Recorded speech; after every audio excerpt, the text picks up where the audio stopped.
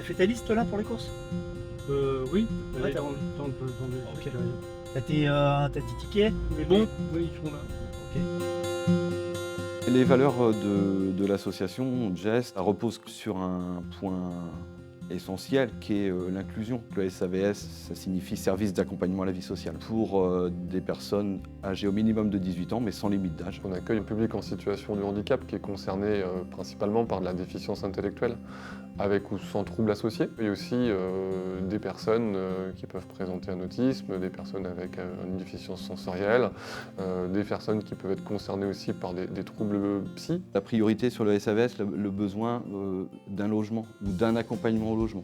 Pour ça, on peut aussi accompagner les parcours. On a un appartement d'essai. L'idée, c'est que la personne puisse comprendre en fait où seraient ses besoins d'accompagnement pour arriver à un logement et une vie autonome. Ça m'a aidé vraiment à me dire dans ma tête, je suis chez moi et il ne faut pas que je stresse et je sais que je ne suis pas loin de chez mes parents et ça m'a permis d'avoir l'autonomie. Ce que je perçois moi au sein de l'équipe éducative, c'est une grande disponibilité, un attachement vraiment à des valeurs d'ouverture, de respect des personnes, beaucoup d'échanges entre eux aussi, une capacité aussi à faire en sorte que les gens ne se retrouvent pas en difficulté, leurs collègues ne se retrouvent pas en difficulté quand à un moment donné il y a un besoin de tuilage, ils sont là. Donc il y a beaucoup d'entraide aussi.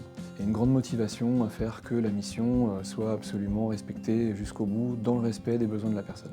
Les domaines qu'on peut accompagner, c'est très, très large aussi. Là. Ça peut être la question du quotidien, des courses, du budget, de l'alimentation.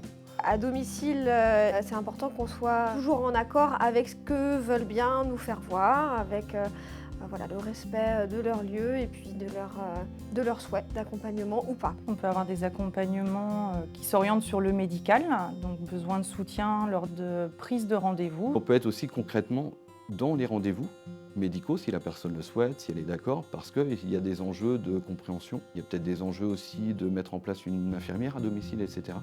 Donc on peut aller jusque-là dans l'accès aux soins. On fait des propositions pour l'occupation du temps libre. Assez souvent à l'externe, on va chercher des solutions dans des associations, des actions de bénévolat avec le chaînon manquant, avec les 3 éléphants, les foins de la rue, etc.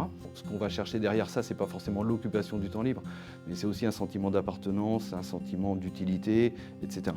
On s'est toujours dit sur le service qu'on assurait la sécurisation du mode de vie de la personne, mais en aucun cas la sécurité absolue.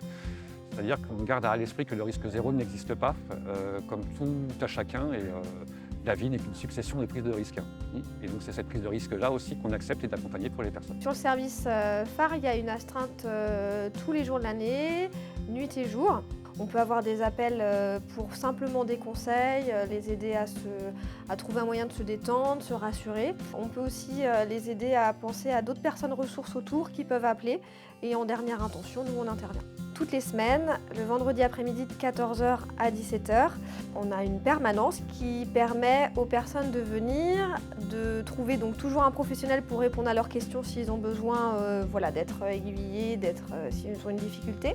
Et puis c'est un lieu où les personnes vont pouvoir venir prendre un café, croiser d'autres personnes, faire des jeux de société. Moi, ça me fait du bien de venir justement parce que ça me permet de voir du monde. On doit sans arrêt, dans cette démarche d'inclusion, rester ouvert à toutes les possibilités de changement, qu'elles aillent dans le bon ou dans le moins bon sens. Donc on doit rester souple, flexible, réactif, voilà, et inventer toujours de nouvelles solutions. C'est l'idée que chacun puisse trouver sa place dans la société, dans la ville, dans un quartier, dans un immeuble, dans un voisinage, etc., comme tout un chacun.